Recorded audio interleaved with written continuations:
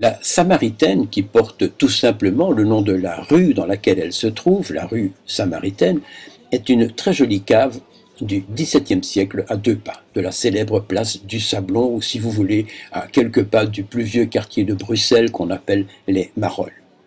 Huguette a repris cet endroit il y a presque 30 ans et a fait les aménagements qu'on peut voir pour en faire un des cabarets chantants les plus courus de la capitale. C'est bien simple. Depuis les années 90 ou 90 pour les Français, les pouvoirs publics reconnaissent ce lieu comme étant d'utilité publique. Et l'ASBL reçoit quelques subventions sans lesquelles elle ne pourrait sans doute pas tenir le coup. Et pourtant, la Samaritaine est menacée de fermeture, car le propriétaire du bâtiment demande une cessation de bail. Bon, Huguette, Voilà. tu es contente? Bon, je suis très contente. Ça marche là. Ouais, oui, ça marche. Parce que bavard depuis une demi-heure. Non, tu es très contente. Moi, je suis très contente. J'ai gagné mon procès. Enfin, je préfère dire qu'il a perdu parce que moi, je ne fais pas des procès. C'est lui qui refusait de. Oui, quand tu parles de lui, tu parles du propriétaire qui refusait le dernier renouvellement du bail, la prolongation de 9 ans à laquelle j'avais droit. Enfin, chaque fois, il a essayé de casser le bail. Donc en fait, tu as eu un premier bail de 9 ans, maintenant ça fait 3 fois que tu vas chaque fois en justice pour obtenir le renouvellement du suivant. Chaque fois il faut passer par les avocats parce qu'ils refusent pour des prétextes. Oui, mais enfin on peut se poser la question de savoir qu'est-ce qu'un propriétaire peut faire d'une cave comme celle-là. Justement, au dernier procès, quand le juge lui a demandé qu'est-ce qu'il allait en faire, il n'a pas pu répondre.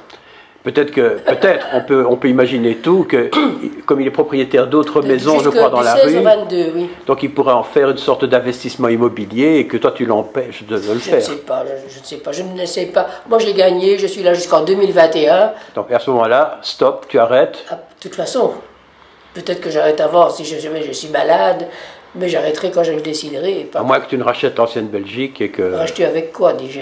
Samaritaine, j'ai tout vendu au lieu de... j'ai rien acheté. Et pendant tout ce temps-là, tu as tout le temps de nouveaux artistes, de nouvelles vedettes qui viennent. Ah oui, mais là je suis maintenant... J'avais programmé jusqu'à fin juin, à tout hasard, en attendant le résultat du procès, en disant aux gens, écoutez, il y a peut-être un risque, mais tout le monde a signé quand même. Et maintenant que je sais que je peux continuer, je suis en train de programmer 13-14. Et voilà. J'ai plein de demandes à l'attente, donc c'est pas un problème. La saison prochaine, Véronique Gallo va créer un nouveau spectacle. Elle est en train de l'écrire. Forcément, elle a créé tous ces spectacles chez moi. J'ai déjà bloqué les dates, je ne sais même pas de quoi ça parle.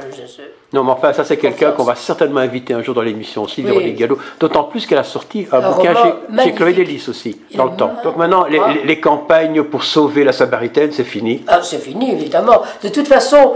Il n'y avait pas grand-chose à faire parce que là, c'était une histoire de procès, une histoire avec des juges. C'est la loi qui devait décider. C'est pas. J'aurais pu avoir 100 000 signatures, ça ne changeait rien. Le juge, il voit les conclusions des deux parties. Oui, mais le juge a tenu compte de quels éléments pour que tu aies le droit de renouveler ton bail? Je pense qu'il a tenu compte que le motif du propriétaire n'était absolument pas crédible. Donc tu ne vas jamais l'épouser un jour? Ah non. Déjà que j'ai plus envie de me remarier maintenant, ben alors ça serait vraiment même sur une île déserte. Il risque rien. Je ne l'emmènerai pas.